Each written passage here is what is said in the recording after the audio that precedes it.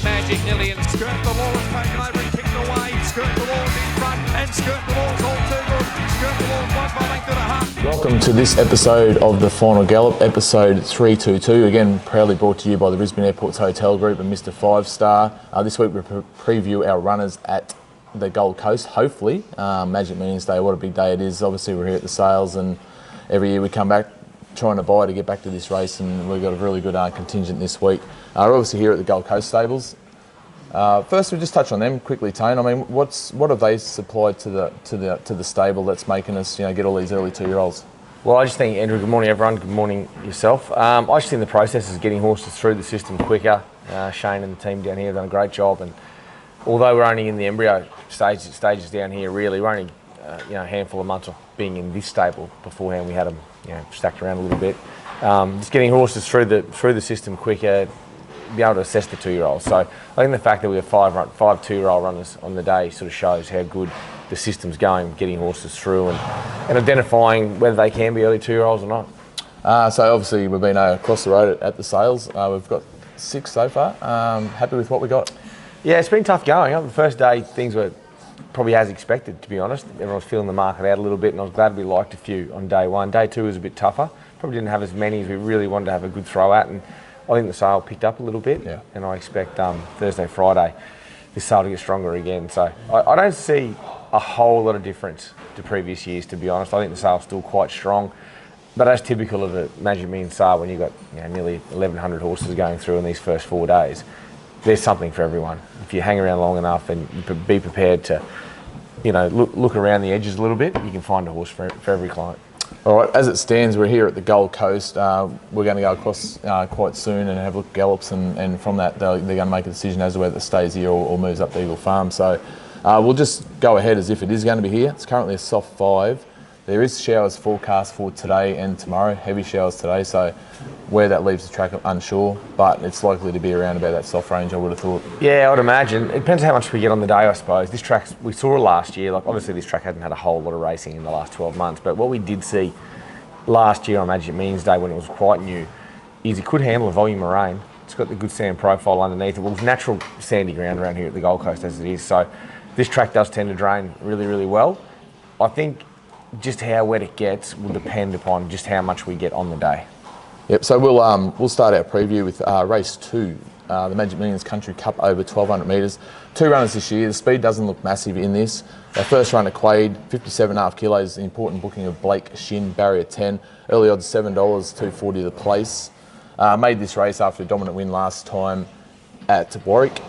He's a little gem, this fella, isn't he? Yeah, he's a beauty. I would never have thought at the start of this prep, which was way back in Rockhampton, July, their carnival. I never thought we'd be here Magic Millions Day. He's just kept on keeping on all preparation, spaced his runs, he handles wet, he handles dry, he can handle heavy 10s, he can do anything, this bloke. He's just been a real little gem for the stable. Basically raced his way into this race. So I think he's done a great job getting here, and there's no reason on the form we've seen of him going to Open Company the other day, track record at Warwick, why he couldn't be competitive. Yeah, other runner is Great Aspirations, 53.5 kilos, Kieran McAvoy is aboard, drawn awfully in barrier 19, early odds $13. He was second behind Quade at Warwick last time. On his best form, you only have to go back 4 starts, I think it is. He just got beaten by Mental Art. If he can bring that here, has a bit of luck, he's every chance. Yeah, he's one I have set for the race some time ago. So we backed off him with a view to having him in this race. So there's always been a specific target to get him here. Unfortunately for him, he run into Quade at Warwick. Really, otherwise he would have certainly definitely beat the ballot and got in. So it was a bit of a nervous wait from Warwick to here to make sure we made the field. He's a bugger for drawing wide gates, and they don't really help him, but lack of tempo is positive. He can go forward. Yet another runner similar to Quade can handle wet or dry, so the conditions won't bother him. Specifically set for the race, really nice horse, and I just feel off that last run, off his work Tuesday, the way he looks, he's really peaking in his prep. Nice. I know the owners in that horse have got a big decision to make this week. They've got the Glen Innes Cup to compete with coming here, so I dare say I might see you at the races. On to race 3, Magic Millions, they debut, 2-year-old, played over 1,000 metres. 2 runners in this, 500,000 in prize money is just outstanding. It's why you pay up for these Magic Millions race series. It's great money.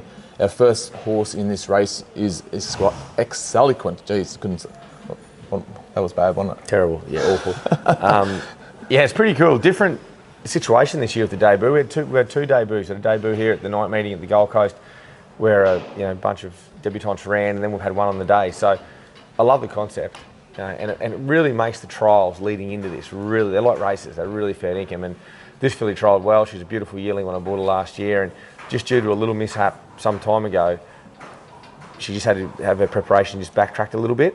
And in doing that, she just didn't come on the scene to be a Magic Means 2-year-old. However, the debut is a great sort of second chance for her. So she's in good order, looks good, trial good, work good. She's a quality filly. She is a good sort. Yeah, she's a very good sort. She's a beautiful quality filly. She's what you go to Magic Means to buy a filly like that. Yeah, very nice. Our other runner is Foreign Press. 55 kilos, Tommy Berry, Barry 9. Great for the owners here with this horse. Big Macca. Oh, mate, I've had to give him an ace tablet or something just to calm him down, the big fella. He's been into me about for 6 weeks about the Invaders. He'll get a win. He'll come second in Bunbury, and I get a little text say, Macca, you need to calm down a little bit, but chances for that filly. Yeah, she's a big improver. Dunemann bought her last year at the sales here, and she's a lovely type, beautiful, strong filly. She's made really good headway the last couple of weeks. But when I saw her 2 or 3 weeks ago to what she looks like now, she's really come forward. Her work's been great. She works with this filly quite a lot, so they're two good workmates. Been specifically targeted, for this debut for some time now. So nice filly, appears to be peaking in the prep at the right time. Tricky race to assess. Her gait isn't as kind to her as probably Exceloquent. She's drawn that little bit lower, but she's certainly on the way forward in the prep. All right, I'll let you off the mark, or I left you off the hook, should I say, in the last race. But can you split these two? Yeah, I'll probably have Exceloquent just in front, but the gates are probably what really tips me. It's a very intriguing race. The more you go through the trials, and they're decent trials too, because they're ran nearly at race pace. So gives you some idea. I guess it's just what horses have gone on from their trial and what haven't is going to be the key on race day. So I think a lot of the punters out there will be watching the parade. But for me, I really like this filly. I think she's top notch, and she's going to do a very good job Saturday. All right, on to race 6, the $1 million Magic Millions Snippets over 1,200. We've won this race 3 times, Templar Boom, although it was worth a lot less money when we won it. Jonker and Isotope. 3 runners this year, and the speed will be on in this. So we'll start with our first runner, Sarastro. It's got 58 kilos, Angela Jones, barrier 6, early odds of $9. A close second first up, wasn't that great last time, but I know you do feel you've got him up to the mark now. Just another success story for the ERC boys, who had a really good winner during the week as well. Yeah, he's just a horse I don't love doing the short turnarounds, within the fortnightly or less turnarounds in racing, and that's what we saw, I think, second up. He ran really well first up. We had to cover ground in the 1,000. And then we went to the 1,200 on a 2-week turnaround, which is how it panned out to get him to here. So I don't think we saw him at his best the other day. That was probably the flat run he probably had to have off that quick turnaround. They're 3 weeks into this ideal. The weather is a big concern for him. He just wants dead set, wants good ground. So the firmer track, the better for him. So any moisture, anything worse than soft, and his chances certainly diminish. Yeah, Cannonball, 57 kilos. Martin Harley stays on board after riding into victory last time. Barrier 3, $15 in the early odds. Winner of the Velvalon last start. He's a great looking horse, and there's been calls, if you can get this horse to win, for you to be knighted. I don't know about that, but obviously Geldingham's been a great choice. They pulled out the sword at the right time there. He's a beauty. He went really good the other day in Brisbane. Obviously, the low draws and the good ground's what suits him. But the low draw, he just needs a good track. The race maps beautifully for him. There's a lot of pressure here. He just loves that sort of race. He can sit in that third pair just off him and chime in, but he's a bit like Zarastro there. He needs good ground. The other one that will love the pressure on is Natuno, 56 kilos, the important booking at Craig Williams, barrier 5. His barrier manners continue to affect his racing. If he can jump, he's got to be every chance in this race. There's no reason he won't jump. He's his last 2 runs, he did something very strange 2 starts ago. He was slightly better the other day, but still not perfect. But these are anomalies the way I see this horse. He's going to be back anyway. They're going to go really quick, and he's one the weather won't worry. He's one on heavy 10s, so he's got a good wet track. He's one of the few Vinnies that's a fantastic wet track record. So work around won't bother him. The race shapes up for him really, really well. I think he's over the odds, and depending on weather, he could be my main chance in the race. Go back on this race as it was. When you went through the honour roll of our winners this race, it just shows you the quality of a horse you need to win this race. So, this is a good horse's race, the Snippets. Best of the 3. It'll depend on the weather. It'll really depend on what happens with the weather, to be honest. Like, if it's wet and Natuno's clearly my best chance, and I think he's a live chance no matter what. Yeah. I probably couldn't go past Zarastro. He's just a horse I particularly like. He's got that really good, solid Group 2 form. Yep. and that's the sort of horse you need to win this race. Are you just trying to keep Simon George happy with saying the Tuno, or was that? No, there's more than Simon George in it. There's Harry Mitchell, there's Kevin Maloney, there's quite a few there to keep happy. So he's not an easy one, but himself, the horse, he's in really good nick, and I can just see the progression with him into the preparation. He seems to be spot on. All right, into race 7, the $3 million Magic Millions 2-year-old classic. The reason why we go over the road and try and buy these horses, you want to skirt the law. It's good speed in this race. Invincible Woman, the playwright. Don't doubt the lady, and High Barbie will roll forward and create the good speed. 3 runners for us. We'll start with La Bella Boom. Craig Williams, barrier 10, $7.50 now. She's been well found in the market. Exceptional last time, and that's really put her in this race, hasn't it? Oh, I think she's right up this race within her ears. You know, like the really wet track might put me off a touch depending on what we get there, but you know, soft ground, no concern. She won on that last week. She's in great order. She's drawn to take effect of how she races. You know, there's heaps of pressure. Like we mentioned a few there, but there's more. Yeah. This is a high pressure 2-year-old race. Form coming from everywhere.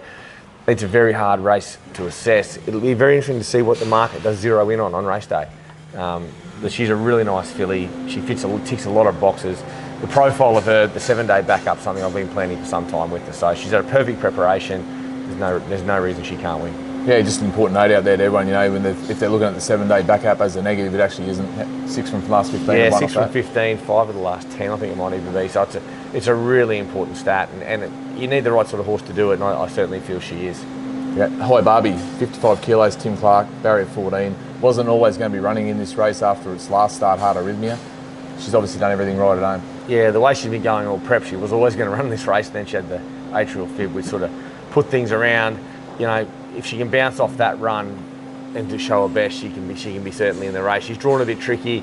I can no doubt Timmy, if she steps well, he'll ride her forward in the race and put her up there. Gate's tricky, off a clear setback her last start, but the horse in herself couldn't be looking or feeling any better. Formula Rossa, she's outsider in the race. Angela Jones, barrier 8's in. Still very much a work in progress, this filly. The important thing in this race for me is the blinkers going on. That might improve her a length or two. Yeah, she needs to find that. The gate hasn't helped her either. So we'll just ride her quiet from the gate. We saw her ridden back at the Sunshine Coast. She actually jumps well and can be handy, but we rode her back at the Sunny Coast. Yeah. She really finished the race off well on a very wet surface. So if rain does come, I think soft ground will help her. We'll ride her back, ride her in the second half of the field. There'll be a lot of pressure on this Magic Million, so she's certainly a very fit filly. There's no reason she can't be running on, but she's certainly the outsider of my 3. Yeah, best of the 3.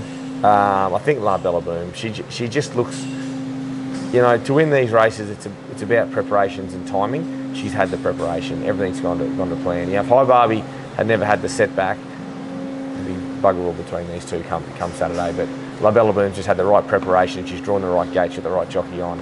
She's pretty well placed. All right, on to the last race today, race 10, $1.5 million Magic Millions QTIS Open over 1,300. Unbelievable prize money. Queensland horses only $1.5 million. We've won this race with Outback Barbie and I'm a Ripper as well. We have 3 runners this year. The speed looks only average on paper. Find Your Own looks the leader. Start with Hidden Wealth, 57 kilos. Drawn awkwardly. Tommy Berry's on board from barrier 14. $4 in the early markets. Huge winner of the George Moore 2 starts ago. Just forgive last time. Barrier, although it looks bad on paper, I think it's going to be able to get across quite easily. The barrier doesn't concern me too much. I wish Find Your Own would find his own way home. The 1,000 metres to 1,300, he likes to go flat out. He's certainly going to put speed into the race. We'll have to sit off him and give ourselves our best chance. But Tommy knows this horse very well. Both times he won on him at Eagle Farm, correct me if I'm wrong, I think he drew wide both starts. And he just bounced out, put him into the race, and that's the last I saw of him. So, yeah, he can run a strong 6 at Eagle Farm. There's no reason he wouldn't get 1,300 around here. Wet ground's his friend. He had that flat run off that heavy 10 runs the other day, so I'll be very willing to forgive that. He's very fit, healthy, in good order. Outstanding chance. Skirt the Law, 53 kilos. Craig Williams, barrier 12. Early odds $14. It's been okay in her 2 runs back, but she probably hasn't reached her 2-year-old form. No, definitely not. Or even early 3-year-old form, to be honest. We give her a good time off to try and bring her back. She had some issues with some sole depth, etc., where she was jarring up. And I thought her first run was promising enough with the big weight and held up. The other at Sunshine Coast, she led and went on a nice gallop and was just soft late. Had a really slow recovery after the race, like she just knocked up. And she's come on fitness-wise since then. I think moisture about will help her. But to get the 1,300, I was really had everything crossed for an inside draw. That wide draw, if she's got to do any sort of work in the run early or do extra work late, I think she could be vulnerable. All right, last runner, Busting, 52 kilos, Ange on board, barrier 10, $8 in the market. Progressive gelding this fella, and although on the true weights he doesn't get in, he gives away a couple of kilos on the real weights. He's also, the ones at the top are giving him a lot of weight, and he is truly progressive, this fella. He's a proper horse, yeah. He very much fits the bill of the horses that we've had before. You know, won a race like this. He's, you know, I think he's as good as a horse like Omarippa, etc. He's a really nice horse. He's got a beautiful racing pattern. He's drawn to find a midfield spot here off that draw, and you know, by this time of the day, it's the 10th race of the day on what could be a wet ground. They'll be coming off that fence. He's going to come right into this race. He can handle wet and dry. We saw him on a heavy 10. Just wasn't at his best. Yeah. The soft ground, you can certainly see him race well. So he's a really exciting horse, Busting. He's a horse I've liked right from day dot. Had a lot of time off with soft tissue injury, but he's a very progressive horse. Just another quality Spirit Boom in the stable. Yeah, he is. He's a typical, you know, advertisement of horses that he had to be given time. Yep. Jesus been his friend. He's a magnificent looking animal now. Best of the three. Oh, look, it's a tricky one. I'll say Hidden Wealth, just because he's been at that level. But I don't know. There's not much for him in Busting. They're both quality horses. They're both. Well, he's a group winner already, Hidden Wealth, and I can tell you now, Busting's a group winner in the waiting. I think the key for this race as well is Yellow Brick being in it, because it obviously means that Hidden Wealth's not carrying as much weight, which sort of brings me in. He carries nearly the top weight otherwise. Yeah, there's a couple above him. Prince of Boom as well. Yeah. Come off the weights as well. But you know, he's a key entry, and he's a good horse. He can carry weight. He's going to be one of the ones that are hard to beat in the race. I think it's a good depth race, this QTIS race. And then obviously you got things like, you know, Finding Your Own in there that are, you know, 1,000-metre horses running as well. So you always get that sort of anomaly in a race like this. Like that horse probably wouldn't be in this race if it was at Eagle Farm. It was just an open or a Group 3 on a Saturday. So it's an interesting race. A lot of prize money. It's a fantastic initiative to buy QTIS Magic Millions horses. Absolutely.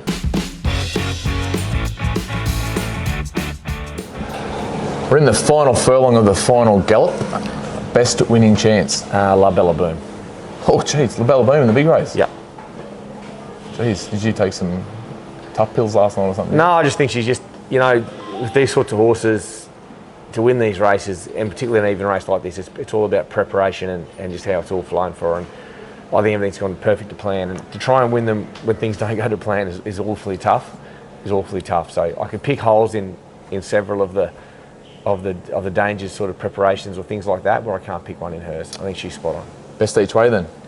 Best each way. Well, it would really depend on the weather, to be honest, in the meeting. If it's a dry track, I mean, Zarastro definitely bounces back and puts himself forward. But if the rain comes as forecast, I'm going to stick with Hidden Wealth. Cool. All right. He's going to put himself into the race. He's going to give you a great side. That doesn't mean I don't like Busting. I think he's an awesome chance in the race. Yep. But I just think at each way odds with Hidden Wealth, you're going to see him up there and he's going to give it a good kick. Best anywhere else? Tricky day. Good to see Eagle Farm racing on a big day like this as the second meeting. But Surprise Honey. I thought a run at the Gold Coast was really good the other night. Just ridden back a bit quieter. We'll endeavour to ride it the same way. I think she's a big improver and definitely looking for the 1200. Best in work this week? The Magic Man's horses were terrific. La Bella Boom's obviously didn't done any fast work. She just canted about. But the two fillies were good. High Barbie worked really well. Zarastro was bloody good, and Hidden Wealth were great over at Dunemann with access to the course proper there Tuesday morning. It was a smooth as silk morning for track work. So thank the BRC for that to help us get these horses ready for Saturday. All right, it's over to Cavs Corner. Over to you, big boy. Welcome to Cavs Corner for this week. This week we'll travel to the Gold Coast. We'll go to Natuno a place, into Busting a place. Good punning, guys. All right, so he's gone Natuno a place and Busting a place. So it seems pretty good to me. Yeah, I like it. I do like it. You know, there two I could have easily had as my each way as well. So, you know, don't be thrown by what I've said there earlier where it was Hidden Wealth, but those two could easily be each way. So I actually quite like his multi. Both horses going good. The key for Natuno is to break well, isn't it? Yeah. If he can break well, and he's in a really, really good place at home. So the better he is at home preparing for his races, the better he goes on the Saturdays, and he's in a really, really good spot. She loves the camera, this girl, doesn't she? She's She's a beauty. She is beautiful.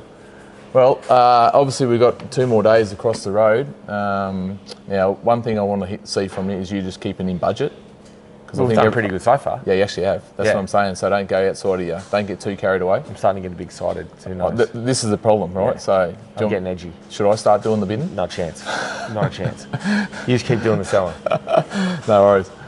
Thanks.